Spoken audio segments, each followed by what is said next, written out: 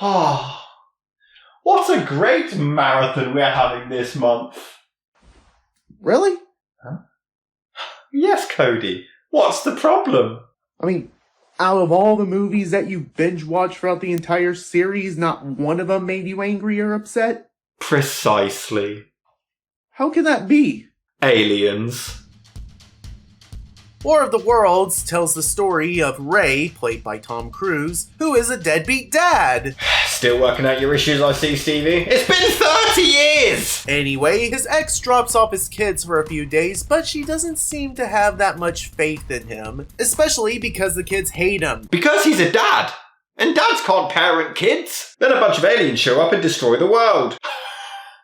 Well, H.G. Wells' novel War of the Worlds has been turned into many movies over the decades, so I guess it makes sense for me to tackle this one sooner or later, being Spielberg's third shot at bringing the alien world to life. Spielberg always wanted to make this movie ever since he was directing in the 90s, but unfortunately Independence Day came out and his plans for an adaptation kind of faded away for several years. Spielberg and Tom Cruise were eager to work together again after the success of Minority Report. They met up as Spielberg was shooting Catch Me If You Can that same year, and they were pitched some ideas for their next project, and one was an adaptation of War of the Worlds. Spielberg and Cruise looked at each other, and it was like two light bulbs went off at the same time. They knew they had to make this adaptation, but Spielberg wanted to make this one different from his other alien movies that he did in the past. You see, while movies like E.T. and Close Encounters of the Third Kind made the aliens more human and sympathetic, Spielberg wanted to make this one a lot darker and scarier, with terrifying aliens. You know, something that hasn't been done before. Except for Independence Day.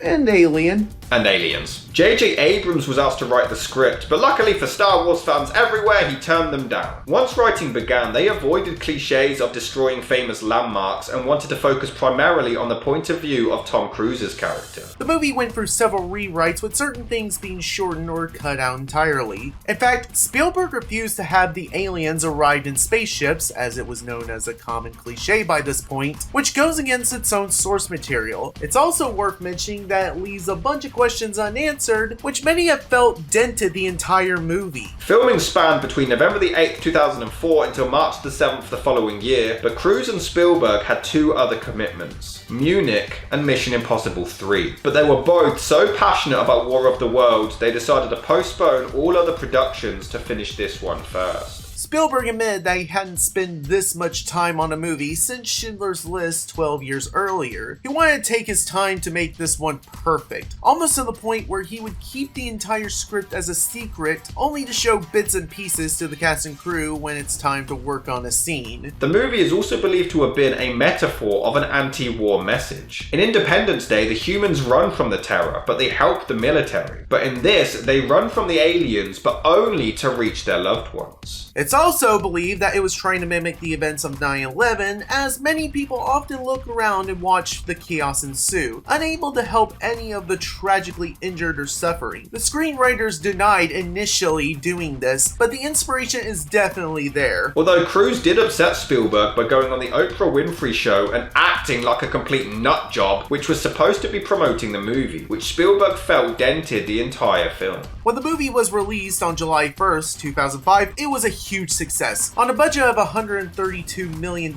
it managed to gross $100.2 million in its first 5 days, which broke the record as Steven Spielberg's fastest film to break $100 million since The Lost World. And when all was said and done, the movie ended up making a total of $603.9 million in box office revenue. It was also nominated for 3 Academy Awards for Best Visual Effects, Best Sound Mixing, and Best Sound Editing, but sadly walked away empty-handed. Though Dakota Fanning, who plays Cruise's daughter, won a Saturn Award for Best Performance for a Young Actor, and the movie won a Golden Reel Award for Best Sound Effects. But the movie seems to have been completely forgotten about and just avoids common discussion. Although Dakota Fanning's character was actually picked by MTV as the most useless thing to have during an apocalypse. Ouch.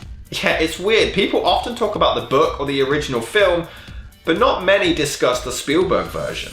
The movie opens up with some bacteria cells floating around, and don't get me wrong, this is a cool visual and everything, but doesn't this kind of give away the ending to the aliens' demise? That's like if Revenge of the Sith opens up with a bucket of lava, or the high ground, or sand. That as men busied themselves about their various concerns, they observed and studied. And realised we're completely fucked. Oh, and that's Morgan Freeman's only contribution to this film.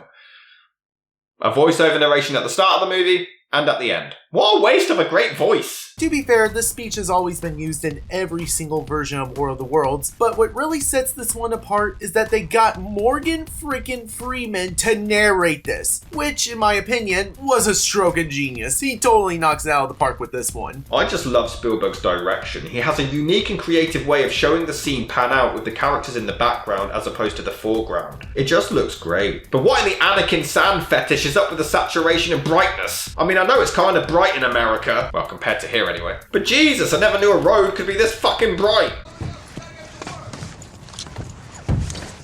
Are you just gonna stand there and watch her struggle? She's like 10 for fuck's sake! Why does even the mum look annoyed with her? You're both useless parents, give her a hand! I love how there's two blokes and it's the pregnant one who decides to step in and help. Wait, why do they keep their engine in their kitchen? You have a garage! Why is it in your kitchen? Better get going, you want to beat the traffic, don't you think? You're out of milk. She just walks in, helps herself to his stuff, and then complains when he doesn't have any milk. Rude. No wonder he divorced you. The Ukraine, a country of some 52 million people, is in almost total blackness tonight.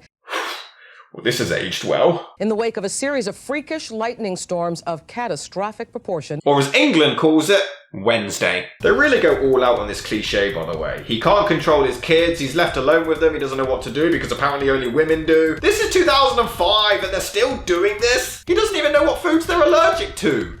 What are we supposed to eat? You know, order. She's 10! And she does. How does she even have any money? And then he complains when she orders healthy food. Did they mention he's shit? Rachel, want to see something cool?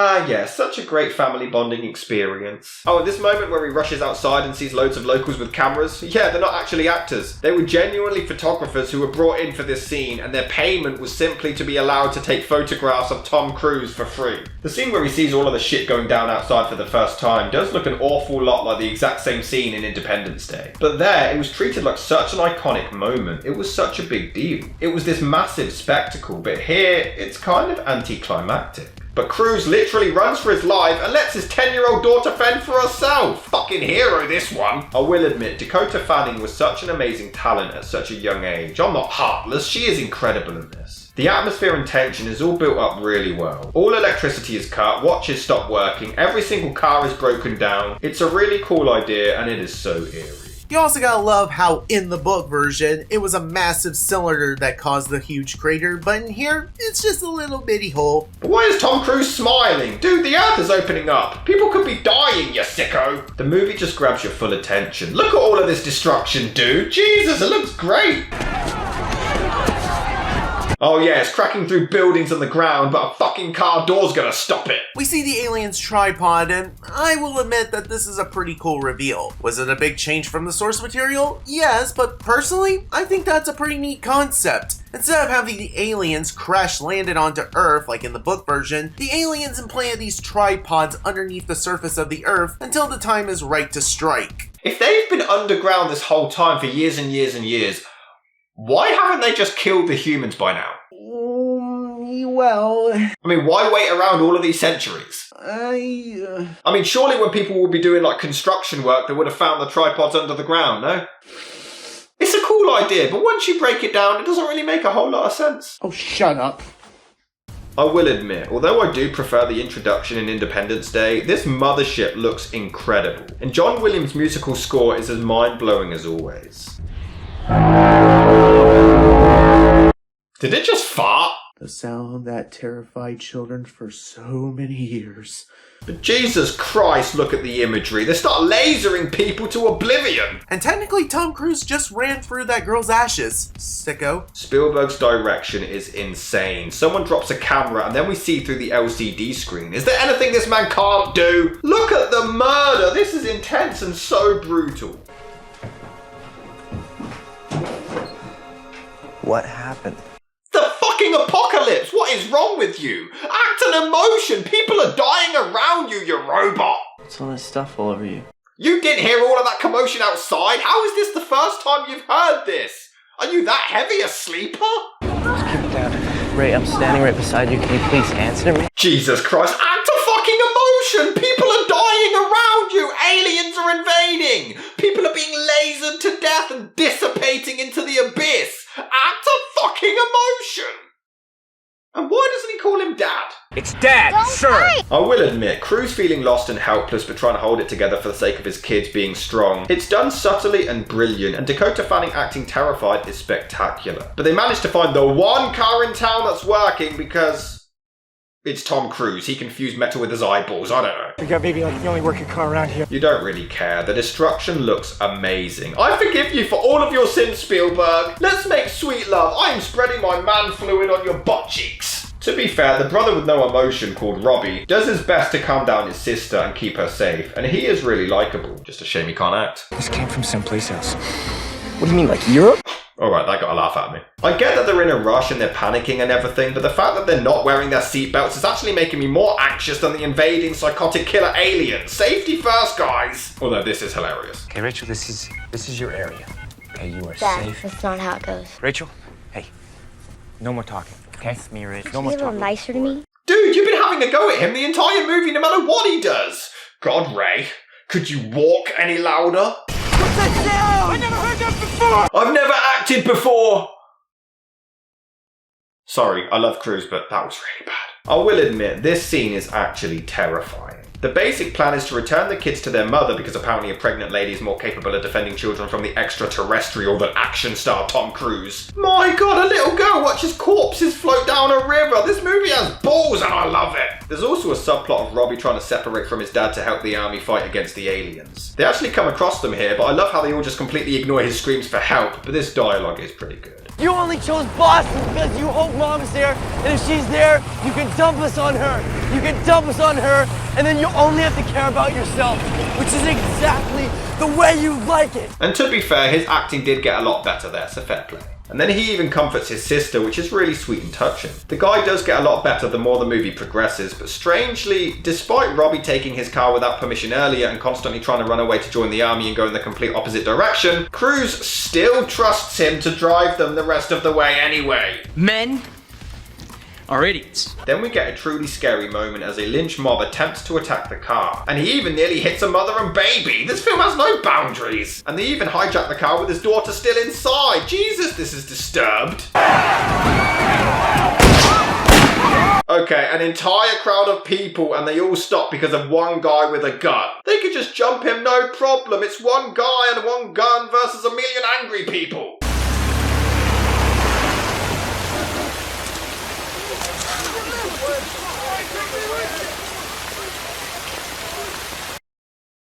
How was that supposed to mean? Random. And what, even after he lost his gun, nobody decided to jump him and kick his ass? Oh well, it is actually quite an emotional moment as they break down in a diner now with no vehicle and the true fear begins to kick in. They set out to get on a ferry to escape, but it's heartbreaking because they have to stop letting people on. But you want to rescue everyone, but they can't. It's just really sad. But Ray's friend gets left behind. No, not her. We literally only just met her. No, seriously. He bumps into her on the way to the ferry. Hi, this is my friend from years ago. We go way back. Oh yeah, that's cool. And then she gets rushed away. She literally gets introduced to be abandoned and then never appears again. Kind of pointless, really. And how exactly would a ferry get you away from aliens? Have you seen how slowly they move? Ah, look! Aliens are attacking! Full speed ahead!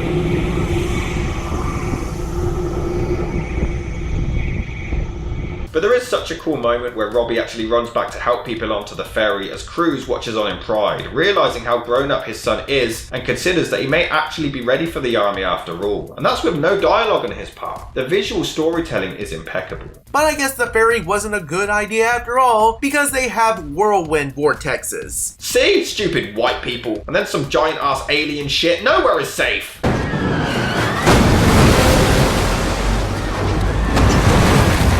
Yeah, no. They are clearly dead after that. There is no way. But seeing everyone begin to be abducted right in front of them, it looks insane. This movie is fucking awesome! And it's super emotional as Ray finally lets his son go off to fight against the aliens and move on, until some weird ass couple try to kidnap his daughter. I'm her father! I'm her father! I'm sorry, We thought she was alone. She was standing by the tree.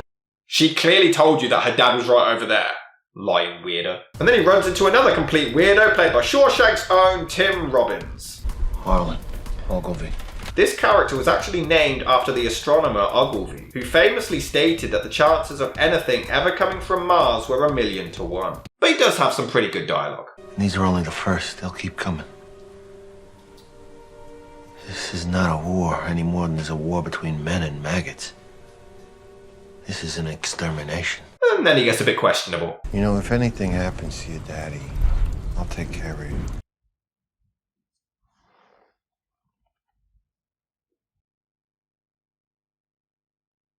But look at this probe, it feels like a damn horror game at this point. It's terrifying! But why is it doing this now? Up until this point, they've just been destroying absolutely everything in its path, but now it's being careful and stealthy. And of course, Tim Robbins tries to attack it but gets stopped. There is so much suspense here, it is unreal. But this highly sophisticated being, years ahead of our technology, gets tricked by a mirror. Must be the aliens from Signs. But you are just on the edge of your seat as the aliens roam the area for them. It's insane. You can hear a pin drop. It would be that quiet in the cinema.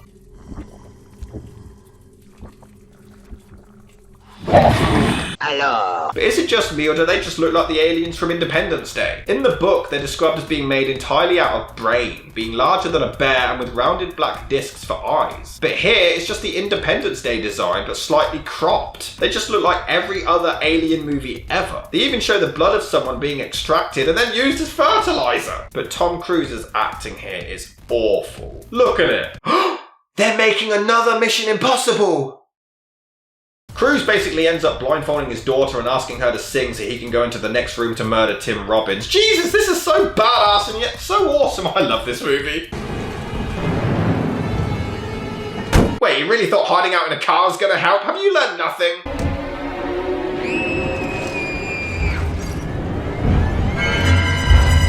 Wait, why didn't you make a noise earlier when he was clearly calling for you? Rachel, talk to me, baby. Come on. And then she just stands there instead of running. Yeah, I agree with MTV. This bitch is useless. It is really creepy as loads of people are trapped on board. It looks insane, but why is Dakota Fanning so fucking calm? You're being abducted by aliens. Emote. It's no surprise you're related to your brother.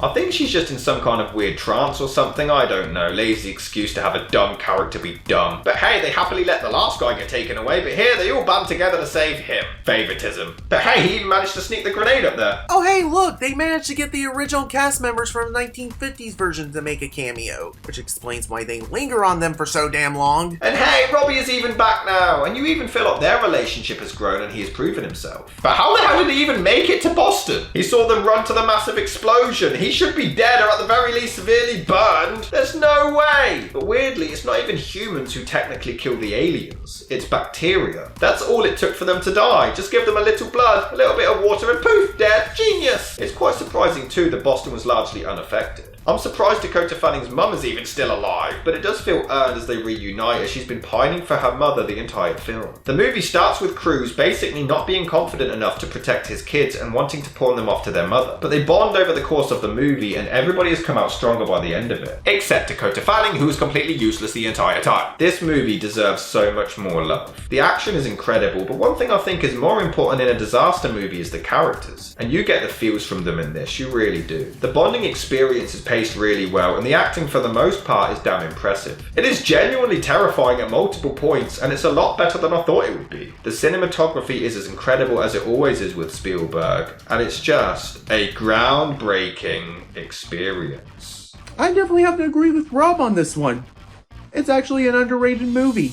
In terms of it being a book-to-movie adaptation, I think they did a pretty decent job with this one. Now, were there liberties taken from the source material? Of course there were. What movie adaptation doesn't take liberties? I know that there are some die-hard H.G. Wells fans who are willing to disagree with me on that statement, and that's all fine and good, but let's be honest, even the closest of adaptations aren't up to par with Steven Spielberg. But if I were to judge the movie on its own merits, I would definitely give this a high recommendation. It may not be as good as Steven Spielberg's other movies, but on its own, it's still out of this world.